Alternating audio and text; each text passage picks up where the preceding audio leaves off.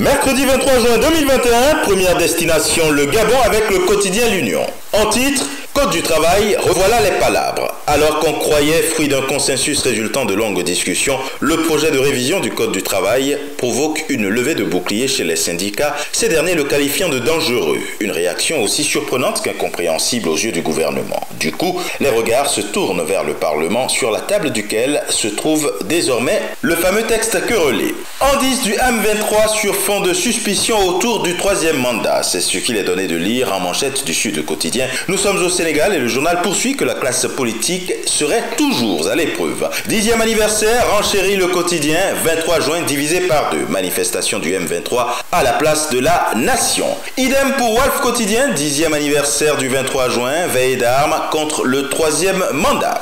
Tout autre chose avec le soleil, l'inauguration du data center national de Diamniadio, le Sénégal maître de ses données. En Côte d'Ivoire avec le Jour Plus, direction l'université Houphouët-Boigny, pont HKB, échangeur de Solibra, voirie, Laurent Gbagbo fasciné par les grands chantiers réalisés par Ouattara. Et justement de Gbagbo il est question en manchette du Nouveau Réveil. Retour de l'ex-président Gbagbo et Ouattara, les dessous de la médiation. Après ses déboires à l'aéroport et la demande de divorce de Gbagbo, le patriote se demande quant à lui ce que va faire Simone Gbagbo.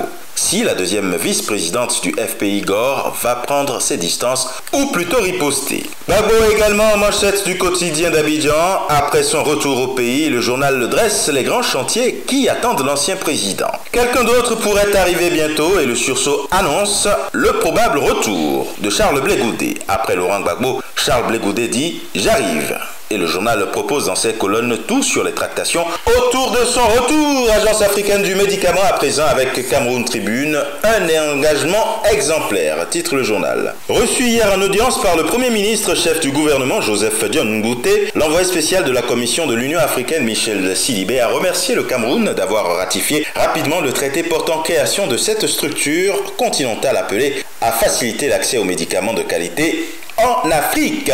Pour le Jour Plus, il est question de l'adjoint au maire, toujours en prison pour viol. Médard Chente est détenu à la prison principale de Ngongsamba depuis le 4 juin 2021. Rappelle le canard, alors qu'avec mutation, SND 30, ajustement structurel, mariage forcé. Dans une note de conjoncture économique, le directeur exécutif du Camercap, Barnabé Okuda, propose des pistes de cohabitation entre la stratégie nationale de développement et le nouveau programme avec le Fonds monétaire international et capture le Bénin à présent avec le matinal. Deux distinctions de Global Capital Bond Awards. Le Bénin primé pour la bonne gestion de sa dette.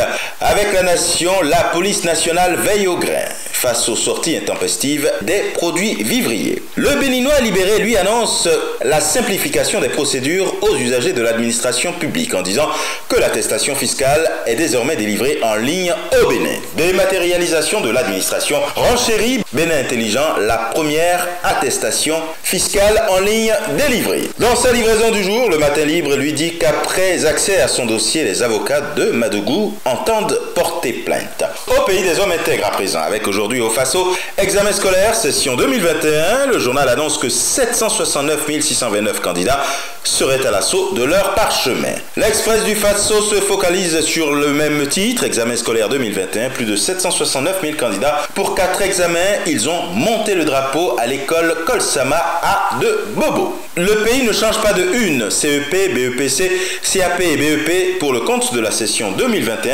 769 629 candidats seraient en lice. Juste à côté, un autre titre, celui des conflits liés au foncier. Le CES entend désamorcer une bombe à retardement, promet le journal. Et enfin, du côté du royaume chérifien, avec le quotidien Le Matin, il est dit que Sadzdine Osmani aurait dit que l'initiative royale visant à faciliter le retour des MRE traduit l'intérêt bienveillant de Sa Majesté le Roi envers les Marocains du monde.